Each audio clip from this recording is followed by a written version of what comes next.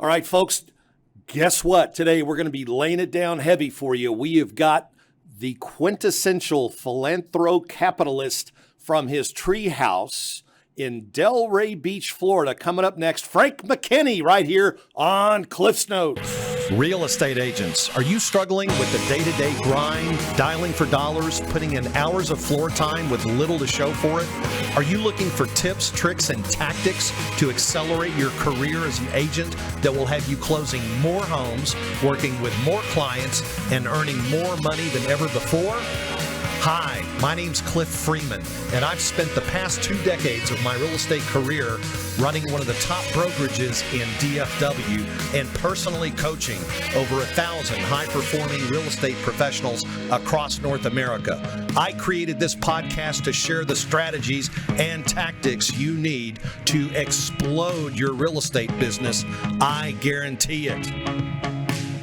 All right, we do have him on right now, Frank McKinney. But you know what, Trellis? I think we got a little breaking news. We need to go to the news desk if we can. Can we go ahead and hit that, Delray please? Beach author just wrapped up a book tour, his newest book offering people hope. That's right. WPTV News Channel 5's Tanya Rogers reports the author shared advice from his book with those struggling in life. The sounds of the ocean can be heard from this treehouse. It's the place where writer Frank McKinney says he's written several books. My office is in a treehouse because the little boy in me got carried away about 20 years ago when I built this. I never had a treehouse as a little boy. His most recent book is Aspire. Aspiration can alter your DNA and allow you to create your own reality. McKinney says he hit hard times when he was younger, but was determined to aspire to something more. I went to 4 high schools in 4 years. I was in juvenile detention 7 times before I was 18. So I know all about altering your DNA. McKinney says he used to build homes along the ocean front. His focus is on writing books now. He just wrapped up a book tour, but not a typical book tour. Among his stops, homeless shelters and soup kitchens. 27 venues in 24 cities in 23 days, almost 7,000 miles. We do TV stations, radio stations, bookstores, podcasts, and print. But we stopped at homeless shelters, soup kitchens, food pantries, juvenile detention centers, abused women facilities, even treatment facilities, delivering the message of hope. His message? What I would encourage you to do is pick an aspiration, this otherworldly desire to achieve something high and great. Don't wait till January 1st, because by January 22nd, 22 days after we set our New Year's resolutions, they're over. Know that that aspiration will allow for you, pick one, to alter your DNA. Sharing there's hope and change is possible. Tanya Rogers, WPTV News Channel 5. Thank you, Tanya Rogers, and we're back live here in the studio. Frank, that's amazing. You know, the first time I watched that, I just stood in awe of some of the things that you do. You really have such a huge heart, and I'd like to go ahead and talk a little bit about, this is your 7th book you've written, all of them international bestsellers, and it's called Aspire. Let's talk to the audience. I don't know if they've had a chance to read it yet or not, but let's talk a little bit about just sort of what aspiring is and the difference between that and inspiration, and really what sort of led you to write about this? Well, I'm just a corn-fed country boy from a small town in Indiana who came to Florida with a $50 bill and a one-way plane ticket and everything I could hold in my duffel bag. And now, many years later, of course, I built for 30 years beautiful homes on the ocean on speculation. And that news piece needs to be updated because I just announced I was coming back after being retired for 2 years of building spec houses on the ocean. So I eat, sleep, drink, and bleed real estate. But in this book, this is my first mindset book, Cliff. It's the first time I've really had a chance to do a post-mortem, even though I'm not dead yet, on what mindset that I applied to coming from a 1-point GPA and 7 stints in juvenile detention to being pretty much the preeminent creator of oceanfront homes on speculation on the beach in South, actually in the world, but South Florida is where my playground is. So the primary thesis of the book is very simple. You will know this to be true, that motivation washes off and goes down the drain with the soap at night. As humans, we are not wired to stay motivated. That's why there's a multi-billion-dollar industry out there built around motivation.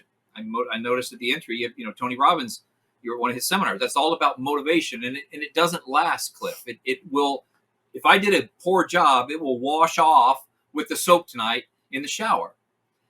Inspiration, nice thing to have, but to my mind and with my research, it lasts about 2 weeks. So if you read an inspirational book or you watch an inspirational movie, 2 weeks later, like a bad sunburn, that inspiration has dissipated. What I have found that allowed me to alter my DNA and create my own reality is aspiration, that otherworldly passion for your purpose to achieve something high and great. So I might not be motivated every day or inspired, but I identified in my life, and maybe we'll go through a few of them, 5 aspirations that I put in this Fabergé box instead of a Fabergé egg, a sacred box. And I, over a 25-year span, managed to achieve and continue to achieve those aspirations. Let's go a little deeper here. You know, Zig Ziglar said you can live about a week without food, about 3 days without water, but you can't live 1 day without hope. Was there a point in your life where you were hopeless? Well, it actually came later in life, believe it or not. So even though I was in juvenile detention and had 4 high schools in 4 years, I was happy. I loved the life I was living. It didn't love me. You know, it was a very I have an addictive tendency. I have an addictive personality, according to my therapist, that found a destructive outlet. And in my book, I talk about how we don't change. We either reignite or redirect. And that's not an opinion. That's a psychological fact that our core personalities are formed by the age of 4, according to Sigmund Freud, up to age 12, other psychiatrists say. So I was going to be who I was. I just needed to find a constructive outlet for a destructive tendency. And I did in building spec homes with an average selling price of $14 million. I've done 44 of them. I found that need for speed. You know, if you wanted to use the needle in the arm analogy, I found that. And so the hopelessness, though, here's where the hopelessness came in. So, no, man, I had nothing to lose when I was getting on that plane with $50 and a one-way plane ticket. I had nowhere. I was at the bottom. The hopelessness came in when I realized this was in my 30s. I was on the top of the real estate world. I was on the front cover of the Miami Herald for selling the most expensive spec house in the history of Palm Beach County. But I'd lost all the heart in my soul, Cliff. All the soul in my heart was gone because I became a materialist and a consumerist. It was all about putting more cars in my garage, clothes in my closet, and food in my pantry. But I had lost all the heart in my soul by doing so. So I realized that each one of us, watching and listening, has a professional highest calling. Yours is teaching people how to make money in real estate. Mine was making money in real estate and writing books. What about your spiritual highest calling? I didn't know one existed until I can't say I was ready to take my life, but the thought crossed my mind when I was supposedly on top of the world. You look at pictures of me back then, man, I was on the cover of USA Today. I've been on Oprah twice, and yet I was depressed. And I went to my mentor and I said, Rich DeVos, for those of you who don't know, he was the co-founder of Amway, the 60th richest person in the world when he died a few years ago. He was my mentor for about 15 years. And he was the one who introduced me to the concept of, Frank, you don't have a spiritual highest calling. You know what your professional highest calling is, which is a gift God gives you to make a little money, put a little money in the bank and feed yourself. You know, it's real estate and creating these beautiful houses. But what about your spiritual highest calling? And that opened my eyes, saved my life. And now 20 years later, from the depths of really thinking about ending it all, we have run a nonprofit, the philanthro-capitalist that you referenced. We build self-sustaining villages in Haiti. I built 20 of them. Back up. I built 30 of them in 20 years, providing a self-sustaining existence for over 13,000 desperately poor children and their families. So when I was able, and for your viewers and listeners, I implore you, I beg you to find and dovetail your professional highest calling with your spiritual highest calling. That allowed me to pick myself up from the bottom of despair, the depths of despair and hopelessness. And now I have that every day to look forward to. It's what gets me out of bed in the morning. All right. So let's talk a little bit about spiritual, filling the hole in your heart. Did you have an awakening or an epiphany? What was your experience? I heard you say God. Was he talking to you? How did you come to this? How did you come to this? I mean, this is not something that's casual. I mean, this is a pretty big deal. I'm going to show you another book, even though we're talking about Aspire. You see that image? Yeah. That's the image from the Sistine Chapel. I know it's a little gloss or a little shiny. How's that? That's beautiful. Anyway, Yeah. Yeah. well, the book is called The Tap, and basically the premise behind that book, it's my spiritual book. In the Gospel of Luke, chapter 12, verse 48. Now, for those of you who are not into religion, atheist, agnostic, Hindu, Muslim, Jew, don't tune me out, because this is a great life mantra. If you're into the Bible, it's a great Bible passage. If you're not into the Bible, it's a great life mantra. Luke 12:48 says, to whom much is entrusted, much is required. To whom much is given, much is expected. Cliff, I'd been given a lot. I had come from that GPA with those high schools and that juvenile detention to being on top of the speculative real estate world in the world, building these mega mansions. Yet I had done all that to the detriment of my soul. I kind of sold my soul. And listen, God is a loving, forgiving, grace, mercy, love, forgiveness, redemption. It's there. And I said, I need to be taking care of those less fortunate.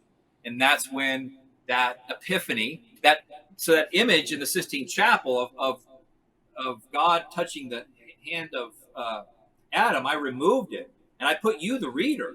That is that epiphanous tap moment when God comes down and taps you on the shoulder and says, Frank, or says to you, the listener and viewer, I'm calling you to more than just putting more cars in your garage and clothes in your closet. I'm calling you, here. This is as simple as it gets. Remember, Cliff, 1.8 GPA. He says, you're providing housing to the world's most wealthy, who really don't need another house. You're great at it, Frank. What you do on the ocean, fantastic. Keep it up. I gave that gift to you. Shouldn't you be providing housing to the world's most desperately poor and homeless? Wow. Talk about a tap. It was more like a hit upside the head with a baseball bat. And that was 20 years ago when we went over to Haiti and built our first village. And now, 20 years later, we're 30 villages in and no signs of slowing down. This is great. I mean, I'm just so glad we're talking about this. So does one have to be receptive to the tap? I mean, does God speak to you sometimes and you don't know it, or you just ignore it? How does this work? So the reason I took that image from the Sistine Chapel and got rid of Adam, here's a funny side story. I had to pay the Vatican a royalty to remove Adam from the picture and put you, the reader, that silhouette that I showed you, this little reader right over here. I had to get permission to move him. Because the tap, as you saw from that image, most of us, including me at the beginning, say, I don't have time for this. I'm Mr. Real Estate rock star. I don't have time to listen to these tap, what I referred in the book as life's great tap moments. And then he kept tapping and tapping because of how deep my soul was sinking as far as my depression, until I finally said, okay, between my mentor and my spiritual advisors, I listened. And I was the kind of kid, and even as a grown man, who needed to get hit upside the head with a baseball bat 2 or 3 times before I said, okay, you got my attention. I understand you've given me this gift to design, build, and sell these beautiful spec homes. I mean, the biggest one I did, Cliff, was a $50 million house that was 32,000 square feet. I started with a 610 square foot crack house 30 years before. Moved my way all the way from a $50,000 crack house to a $50 million spec. And God had given me that ability, and yet I was squandering it on consumerism and materialism. I talk a lot about that in Aspire, my new book. And so that hit upside the head, more than just a tap in my case, because I'm kind of thick-headed, was what I needed to listen to. So the tap book teaches you how to listen for, like you just said, and not brush it off as something that is insignificant because you're so monomaniacally focused on the world's definition of success, which I don't subscribe to. All right, let's shift gears here a little bit. Is that all right? You ready to shift? Yeah, let's do it. All right. You have built some amazing homes. And in fact, not only have you built them, you know how to market them like crazy. Trelvis, I think we've got a reel in there of one of Frank's homes that I'd like to share. Can we go ahead and tee that up here? Frank, with your permission, we're going to show this reel. You know when you see something and you're instantly drawn to it? Almost like it's fate.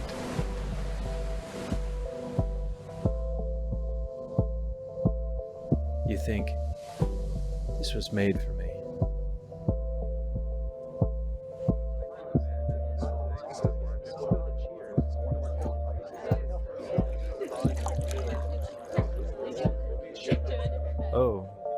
This is different.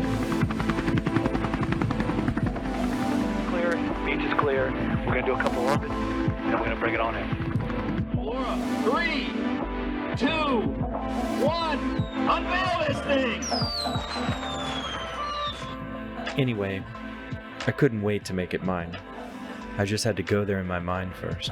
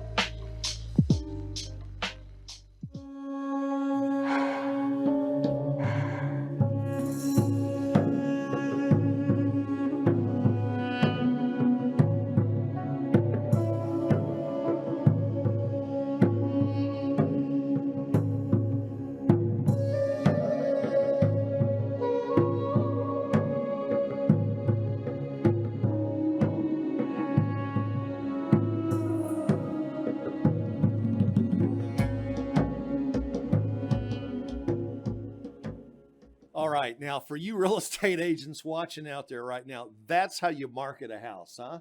Frank, that took some real creative genius to come up with that, man. You don't do anything halfway. I mean, that was just over the top. I started to say inspire, but I guess what was your inspiration for marketing it that way?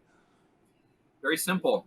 If you want to watch that video again, you go to my YouTube channel, and you real estate agents, pay attention to the scenes. I wrote that whole script. The scenes in that video depict life's high moments. So they're coming home after their first date. They're watching a football game with your friends. There's Christmas morning when she's opening her presents. There's a wedding that's celebrated there. And in the end, there's an intimacy. It's really, you think about it, from a $50,000 house to a $50 million house, we pretty much share the same moments. So I wanted to show through the script and the actors that this, of course, for those who had a $15 million bank balance or more, that life could be theirs instead of your tried and true little walkthrough video. Like that's a short little story. It's a movie. And it's a movie about what lifestyle could be if you chose to buy that spec house. And it sold within, 2 or 3 months, sold very quickly, near full price, right at the end of COVID. So when you're marketing, man, listen, I'm really good at selling and marketing, because you can, as a speculator, you can overpay for the opportunity, meaning you can pay more for your land. You can over improve it by going over budget. You can make up for a lot of sins and mistakes by being a really good marketer.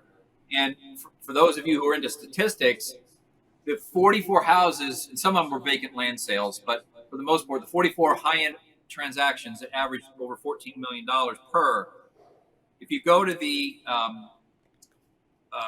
not Florida Association of Realtors, the National Association of Realtors website, you look at how many days on market it takes for a $500,000 house to sell, $1 million house to sell. They go up all the way to, I think, 10 million plus.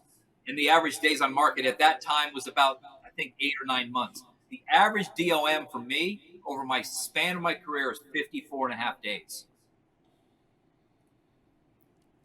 54 and a half days. Yep. That's impressive. That's stronger than, as we say in Texas, that's stronger than 9 acres of garlic, man. Yeah. That is, that's really strong. Well, the other thing for you realtors, when you're thinking about we could do a whole show on marketing. Think about sight, sound, 5 senses: sight, sound, smell, touch, and taste. In your marketing, in your showings, in your open houses, I am so focused on touching the 5 sight senses, heightening the experience that your buyer has with their 5 senses to the state of subliminal euphoria. Because when we experience subliminal euphoria, meaning we don't know what's happening, we're very quick and more apt to act on impulse. These people do not need to put a roof over their head. This is an impulsive purchase. As soon as they think about it, and they want, this is true stories, plural, Cliff. I will have people walking in a house on a Tuesday and sleeping there on Friday night. Sleeping there.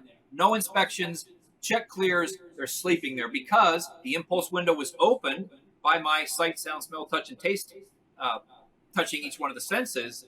And they act on that because the downside is if you don't get them to act soon enough, the impulse leaves. And they'll just say to their wife, hey, honey, that was nice. Let's just stay at the presidential suite at the Ritz this year. We don't really need another house. I can't afford for that opportunity to be missed. And so there's 100 in my real estate book called Burst This, Frank McKinney's Bubble-Proof Real Estate Strategies. It's the longest section in that book, Cliff. There are 127 different initiatives that I touch when it comes to marketing. Century 21 and not ERA, maybe it was ERA, made that section required reading for their realtors because they got inside the head of a seller. And these are the things that I mandate that my realtor does in my listing addendum before I give them the listing. And by the way, over that 30-year span of building on the ocean, I have only had 4 realtors. One of them died. I'm very loyal because once they get inside my marketing mind, I'm there I'm not going to use a bad word here, whore around and hire one and fire the other. I stick with them until they either die or move on. Yeah, whore's in the Bible, isn't it? I think. Yeah, you're okay. It is. No, that's not one of those FTC words. Just no F-bombs and that kind of stuff. We're good. No, okay. I don't do that. Yeah. So Frank, it's just coincidentally June 13th, we're doing a luxury mastermind here. Josh Altman is coming in to speak. Janie Coffey, who I think we talked to before the show, she's in St. Augustine, formerly Sotheby's and Compass. She's going to be there. Michael Valdez. I'm going to do this live on TV here. I'm going to extend an offer to you if you want to come in and bring that, talk a little bit about marketing and stuff to our group. We'll find a way to get you in there and would love to do it. It's Monday, June 13th. Check your calendar and you can let us know after the show. But, just thought I'd toss that out there. Well, listen, I'd love to come. And if I can, if you get my book, Burst This, read what's the chapter called The Grade School Compass to Marketing, Promotion, and Sales. Take the old grade school compass, you stick it in your property, and you start drawing these ever wider and concentric circles around that project through print advertising, on-site advertising, media, web. It's encompassing. I would give that talk, or if not, it's worked. And I tell you, my brokers have gotten really wealthy off following that grade school compass approach. That's awesome. So your biggest, this is incredible. Your big, by the way, I would have bought that house in a minute if I, if it was still on the market. But So what's your next? How are you going to double what you've done in the past? I know your profit motive is now different than it was in the past, and you've got much bigger. You'll be able to make a much bigger impact, a dent in the universe, now with this new profit motive that you have. But how are you going to reinvent what you've done and make it even bigger? I can't wait to hear this.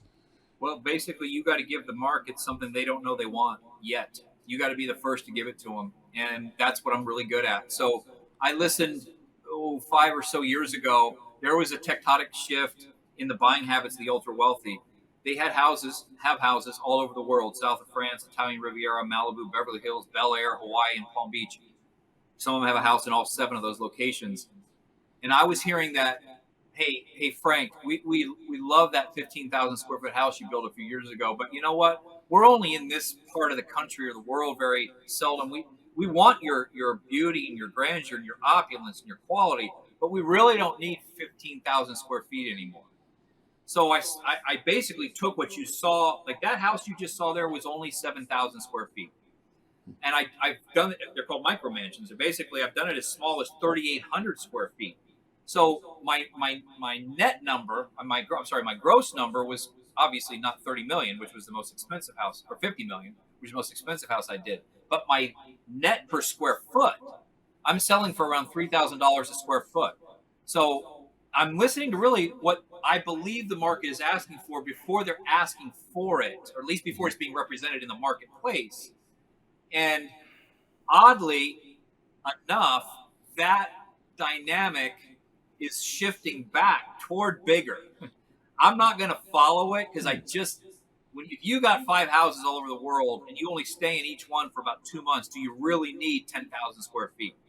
Wait till you see what I can do in 4,000 or 5,000, and then flip. What we'll do is we'll push up that price per square foot to $4,000 to $5,000 a square foot, and I'm happy doing that. I no longer have any desire to build. Like at one point in my life, I spent a year in Italy studying like Italian farmhouse architecture. And I came back I was going to be the first to build a $100 million house. I had the land. I designed a 72,000 square foot house, and we sold that land. Somebody came and offered me a nice profit just for the land. But now you see $100 million houses. I wouldn't say right and left, but they are selling. I have no desire to do that. And I mean, you're talking Central Park South, Upper East Side. I mean, those dollars per square foot you're talking about are New York City prices for sure. And these are beach homes. So when you look at something, that's 32,000 square feet, I'm just kind of curious, what's the monthly nut to keep something like that running? Well, there's definitely no interest carry because these are cash purchases, right? Right. The taxes down here in that municipality, it was called Manalapan, was just south of Palm Beach. It was about 1.5% a year. So you're looking at $450,000 a year in tax. Probably when you add up, if you're like, I'm not a big fan of insurance, but if you had a low deductible with your utilities and all that, it could be $1 million a year. $1 million a year. It's cheaper than a boat, right? For sure. A $50 million and it's also boat. Jumping off on a point you just made, and this is the point I make to our buyers. If they're getting $5,000 a square foot in New York City to look at a skyline or what have you, nothing wrong with New York City. My daughter lives there. But when you want to look at what I'm looking at over this computer screen, which is the Atlantic Ocean, and you have a private resort, is what I build for you and your family for about the same dollar, less actually, per square foot. Exactly. Yeah. I mean, that makes a lot of sense. Besides that, I mean, it's amazing. We were in New York City a couple of weeks ago, and I worked in New York 35 years ago, and it's almost, I thought it looked like a ghost town. Honestly, since the old days. I mean, there was some activity going on, but a lot of people have migrated, moved out of the city. They just don't. COVID had a big impact on that. Has COVID had an impact on demand for luxury, high-end luxury beach product? I mean, in an insane way, because so in Palm Beach County, which is I put about 3,000 miles a year on my car. My office, so to speak, outside this treehouse, I live on the beach, I drive maybe 9 miles in one direction and 9 miles back. So there are, in all of Palm Beach County, there's 156, give or take, direct oceanfront homes. So if you're an ultra wealthy person and you want to live in one of these Italian Riviera, Malibu, Beverly Hills, all these places I named, but yet you want to have a house in Palm Beach and you want to live on the beach, there's 156 opportunities. And there's 8 billion people in the world. There's about 50,000 or so that have the net worth to afford what I sell. But there's only 150 opportunities. So that I didn't have to go to business school to understand that law of supply and demand will never be, the supply will never, ever outpace the demand, even in the worst recession. Because somebody will have shorted some market, made a fortune, and they're going to come and want to buy this. Right, right. What's the universe of buyers for a $50 million, 32,000 square foot house? Well, my personal opinion is probably a net worth of around 200 million minimum. Because think about it, if you're worth 200 grand and you see a beautiful new Jeep that you want to buy for 50 grand, it's a quarter of your net worth. You may do it. I mean, you may have to have it, right? It's kind of squeezing it, but so I would say your minimum net worth is 200 to 250 million. Look up, Google it. It'll tell you right now how many of those are out there in the world. There's plenty of them.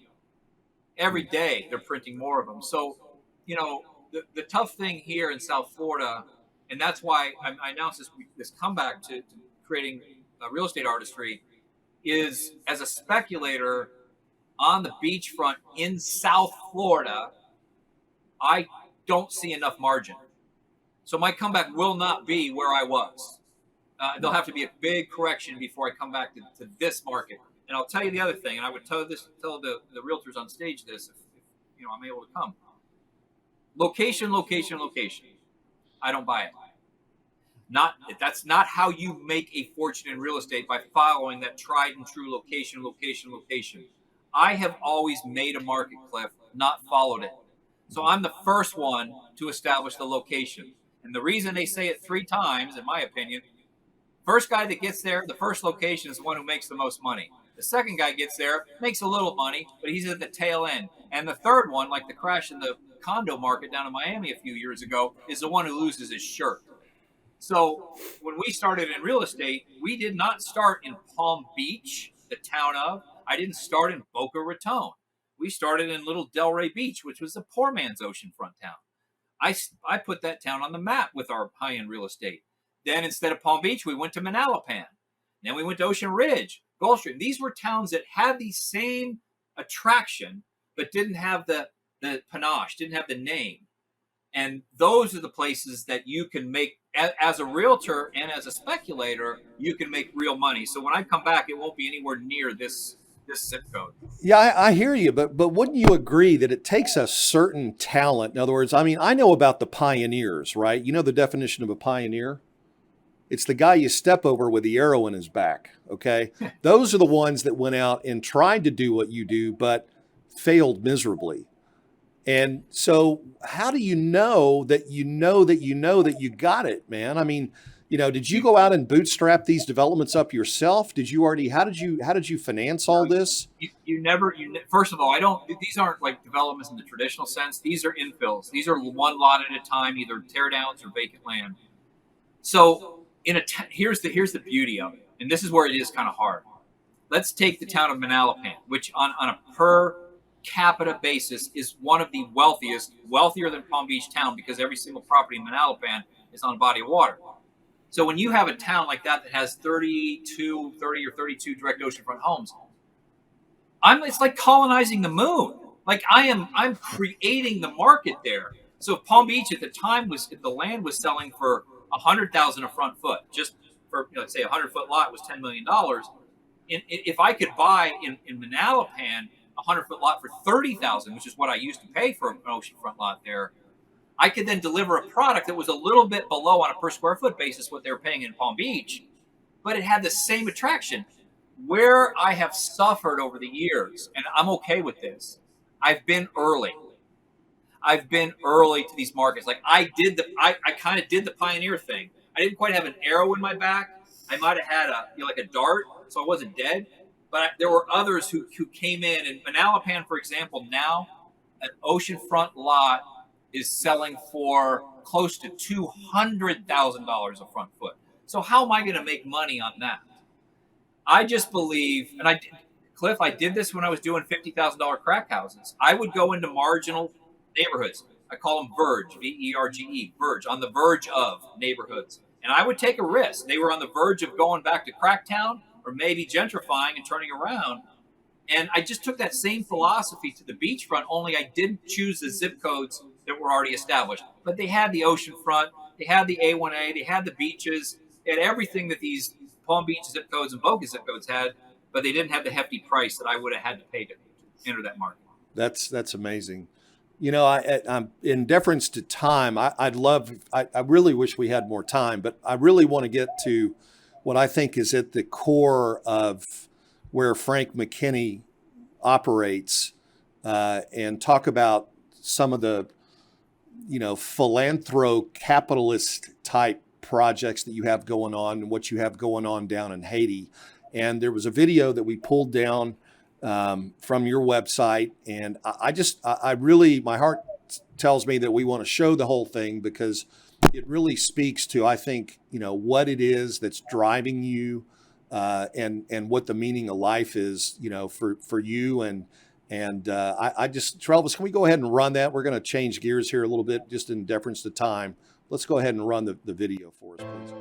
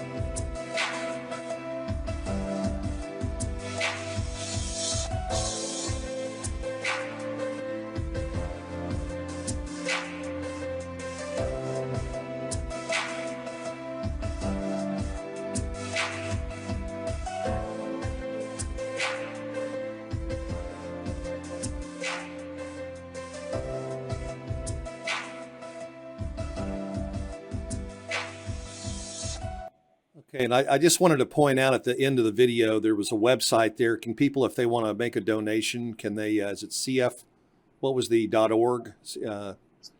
CHPF. CHPF, thank you. Yeah. Caring House Project Foundation. Just go to my website, it's on there. Go to your website, okay. Tell us a little bit, I can see this moves you when you watch the video. Tell us a little bit about how desperate the situation is in Haiti, and talk about the scale of the impact that you've had on things down there. First of all, that video is older. You can tell by I had blonde hair back then. And my daughter was much younger in that video. I hadn't seen that video in years. That's what it's all about, man. That to whom much is entrusted, much is expected.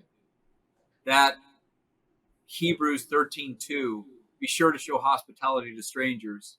For by doing so, some have shown hospitality to angels without knowing it.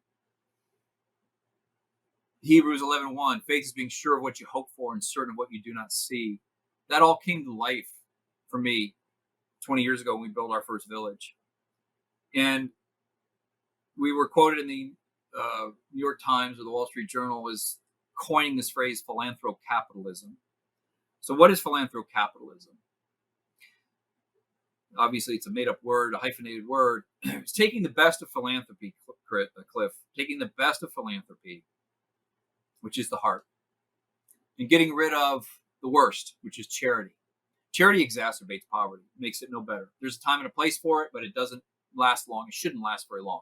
It does not. Look at, Ethiopia after 50 years. So taking the best of philanthropy, the best of capitalism, which is money, the worst, greed, getting rid of that.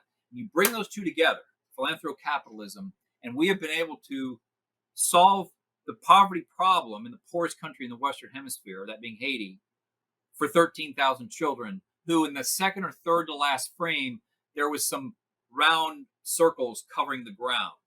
Those were dirt patties flavored with bouillon and lemon juice that the children were eating before we built our Caring House's community center, where we would serve 2-part protein, 1-part carbohydrate, nutritious meals. And so you talk about, in Aspire, the very last section of Aspire is titled From Rich to Enriched. So I hope everybody listening, I hope everybody who attends your June 13th conference, they're all going there to think that they want to become rich. And I'll tell you what, becoming rich will provide you with two things in abundance, as much as you can imagine: relief and comfort. But what's left after that? A want for more relief and comfort. There's never enough. It's a maddening cycle, Cliff. And so with aspiration, you can change the world. It sounds cliche, but let me tell you how you do it. I used to come back from Haiti very depressed. I couldn't even go out to a restaurant and eat a $10 hamburger thinking these children, after I left cutting the ribbon on a village, I'm driving to the airport with our motorcade, and 10 minutes outside the village, there's poverty as far as the eye can see. I went to that same mentor and said, Rich, how come I feel so poorly? And he said, Frank, be careful not to weaken the strong while strengthening the weak. In other words, it's okay to enjoy the fruits of your labor, but God bless you materially for a reason greater than merely your personal comfort. And it sunk in. I was trying to provide that relief and comfort in the way of success as defined by humanity, which is financial. And it wasn't working. It had kind of imploded on me. So as a realtor, for the realtors that are listening, or people in the real estate profession, you have that professional highest callings, being in the real estate profession. But why are you doing it? Why do you want to earn more commissions or get more listings? And why, in my case, did I want the house to be bigger? And if I kept peeling away the layers of your why, the layers of your onion as to why, you know what I'd eventually get to? Frank, quit asking me the question. The reason I want to be successful is I want to be happy. That's why you want more commissions. That's why you want more listings. That's why you want to sell more multi-million-dollar houses, Frank. Oh, you want to be happy, huh? Well, I got a way for you to skip over happiness and land on joy. And that is through that passage, to whom much is entrusted, much is required, much is expected. Being a philanthro-capitalist has given me more joy in my life than I could ever. That will be my legacy. In the very second chapter, if you remember, this is Aspire. In the very second chapter of Aspire, it asks a question: what legacy do you aspire to leave behind? I used to think it was, well, I'll be known as this really bombastic showman of building these beautiful grand houses on the ocean. You know what? That's not it. Because those houses will be torn down in 20 years because the land underneath them will render them physically, functionally, and economically obsolete. Somebody will tear it down and build something new. 13,000 to date children and their children's children and their children's children. That's a legacy. I know legacy is nothing more than wanting to be remembered when we're dead. It's a form of immortality. I know I will have that by what we've done for the most desperately poor and homeless in the world in Haiti. I'm sorry for the long answer, but that's the purpose behind the passion. Yeah, it is. And you brought up something which is near and dear to my heart about the difference between happiness and joy. And we can talk about that for a minute. You know, happiness is fleeting. People can take it away from you, but joy is something that nobody can take away from you. And especially the source of the joy. And for some people, it's different. I think for you and me, it comes from the same place. But to experience that and to experience and live a selfless life and to have the right profit motive will actually make you more productive. And that's why I'm really interested to follow you. And you say you're just now rolling your sleeves up to get back into the business of building houses. How close are you to having your first one ready to go? Well, we just finished filming the comeback video, which is we're gonna premiere it in a very big theater, a red carpet, in about 2 months. That's the announcement. It's a metaphor for people who kind of are confined to these metaphorical prisons that we build around our life's aspirations. And then after that video will come some images of what we're going to be building. But I want to just, I know we're done at 3. I want to go back to what you said about happiness and joy, because not to mince words with anybody who wants to put a definition on happiness or joy, what you want to seek is uncaused happiness, uncaused joy. The cause behind the happiness, meaning the material gain or what have you, will as you said, Cliff, is fleeting. It will go. When you land on uncaused joy, meaning there's nothing that caused it, it's just this soulful feeling. I don't feel better or worse when I go over to Haiti to do these things. It's a responsibility. It's a stewardship, and it's a calling, which produces uncaused joy and happiness. Boom. I don't know what else to say. Mic drop. Yeah. C3. Yeah, Frank. Real quick, man. I know we got. I want to hear from C3 here. Come on. Yeah. I want to know who this is is your C3. hero. I'm Frank the Third. Yeah, C3 and F3. So who is your hero growing up, Frank? Who do you look up to now? And who was your hero in the back very then? first section of Aspire, C3, to help you answer the legacy question, because it's a hard one. What legacy do you aspire to leave behind? I asked you to identify characters, real or fictional, that you aspire to emulate. Robin Hood was one of mine. I get to be a modern day Robin Hood. Willy Wonka, one of mine. You look at my grand unveilings, there's Willy Wonka in there. Evel Knievel, risk-taking, bombastic, showman, and monetized it. Those are 3 examples. 2 of them are fictional characters. They're not even real. Evel Knievel would have been fictional if he didn't want, a real person. So, and Rich DeVos was another one of mine.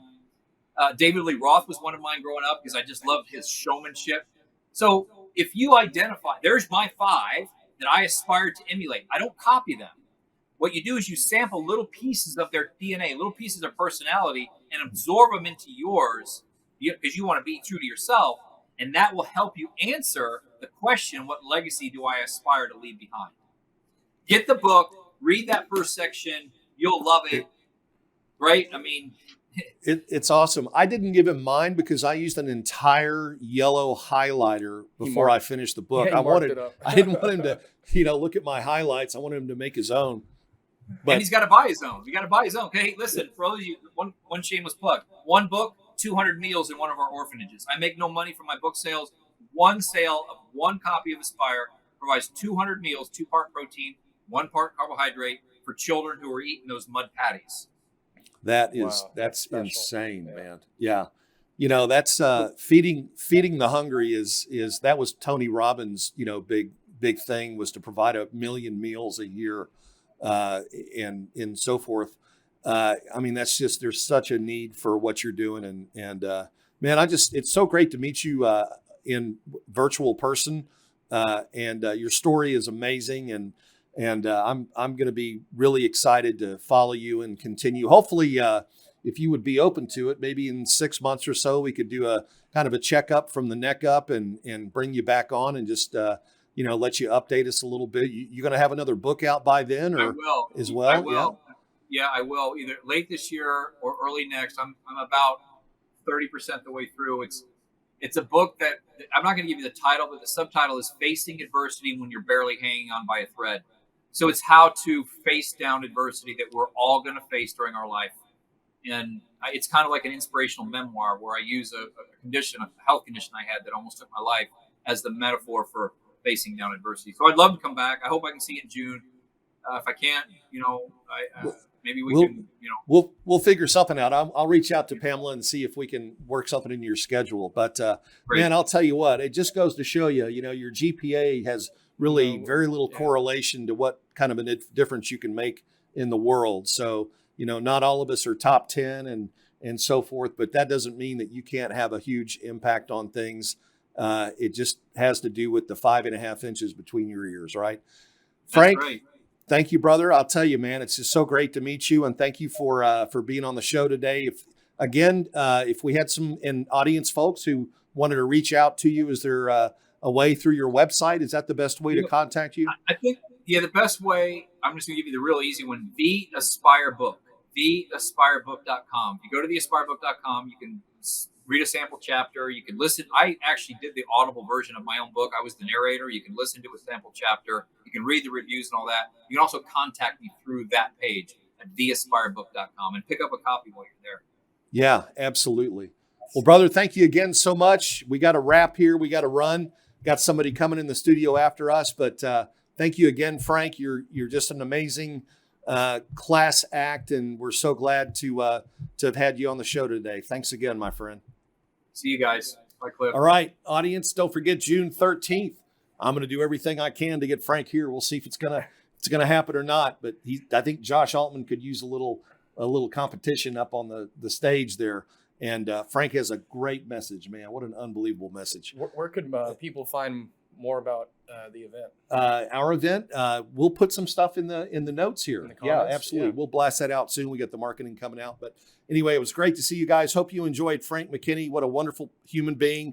Trelvis, thank you very much. We're going to pray for the Mavericks and the Stars tonight. And happy Cinco de Mayo, everybody. Hey! It is Cinco de Mayo. We'll see you next week on Cliff's Notes. All right, folks, tune in to Cliff's Notes every Thursday at 1 o'clock Central for the tips, tricks, and tactics to explode your business. I dare